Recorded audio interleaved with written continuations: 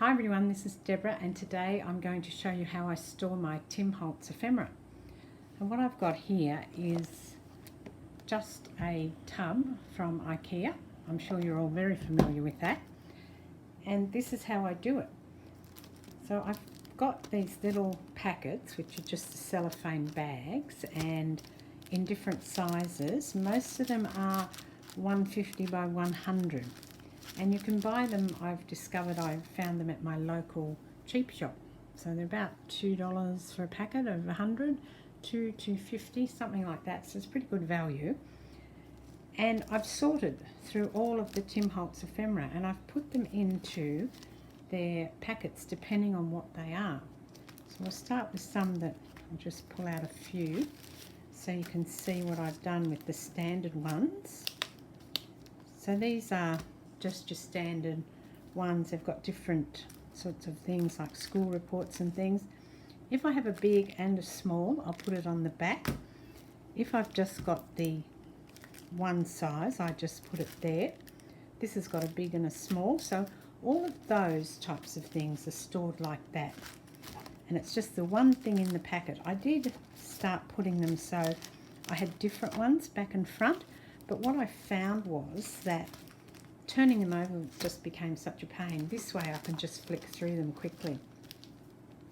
I did want to show you a few other things that I store that aren't standard. So here I've got all the postcards. So he's done this range of postcards or things that look like postcards to me. I've put those all in one. I don't need to label it because I can see what it is. But then there are other things such as the book covers. Just in case I forget that this is where I put all the things that look like book covers.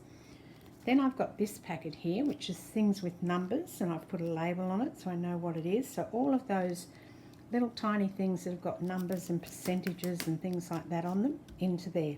Doesn't matter what shape they are. I've also got some tickets. So these are some that have just come from the ephemera pack. One's called blank labels because that's what I put in there. And then things such as butterflies, if they're like sort of the similar thing, I put them in there. So the butterflies and the florals are all in one. I've got my birds here somewhere, doesn't matter. But other things I've grouped together.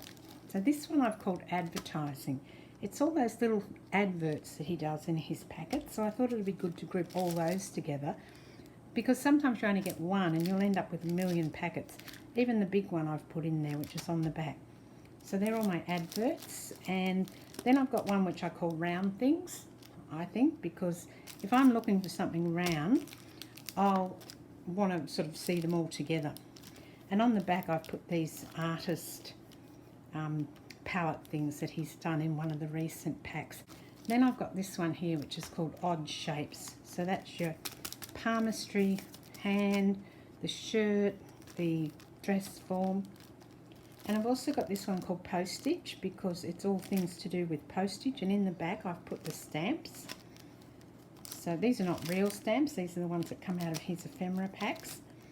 I put all these things together which are kind of, I haven't labelled them because I'll kind of know. They're kind of like, you know, the long tickets with all the numbers on them. So I've put all those together. I've put postcards together. Again, I haven't labelled them, but that's what they are. And I think that's pretty much it.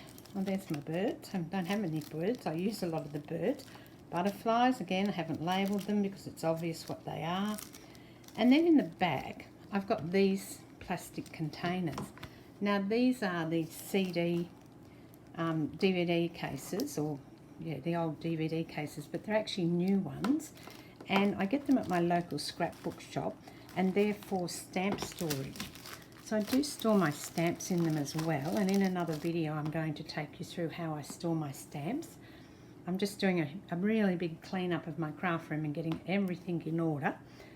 So I've got the little ones in here, then he does some that are in the medium size, slightly bigger again, and then the long large ones. Now with the large ones I had to have two cases because they didn't all fit in one. As I start to use them though, I will, you know, put them down into one. These are, I think, I certainly purchased at least 2 packets of these. I may have even purchased 3, I'm not really sure. So, and they all go in this little, it's only little, IKEA plastic tub. In terms of size, these little stamp things fit perfectly. There's a little bit of wiggle room, but not too much. And that's how I store my Tim Holtz paper ephemera. I hope you enjoyed that, and maybe it'll give you some ideas. This is Deborah. Cheers. Thanks for watching.